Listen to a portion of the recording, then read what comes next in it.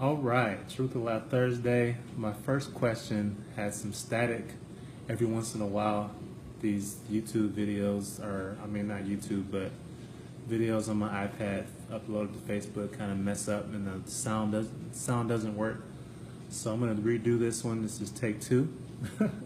Basically, it says, my hubby and I are thinking about getting our CCW and stuff, but we have been met with a lot of opposition from fellow believers about it not being right.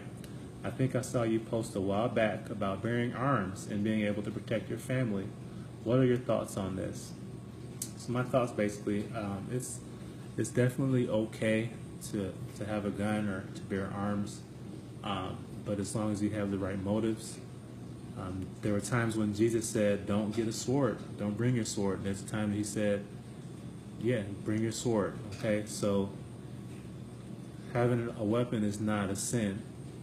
The issue is the motive. If you're doing it for protection of your family, then yeah, it's okay. If you're doing it for hunting, for killing an animal to make food, or self-defense from an animal or a leopard or a lion or something like that, yeah, it's okay to have a weapon. It's not a sin to have a weapon. Now, the key is really to do it as an individual and not try to form a militia or a personal army or anything like that, or a gang or anything like that.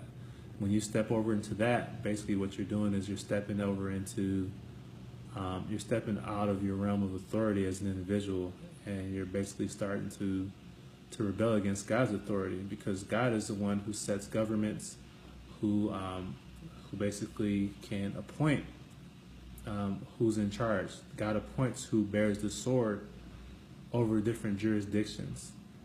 Okay, so you don't have to develop a gang mentality or develop a team of weapon holders or a militia or anything like that. But as long as it's individual protection, I believe that having a weapon is definitely okay for a Christian.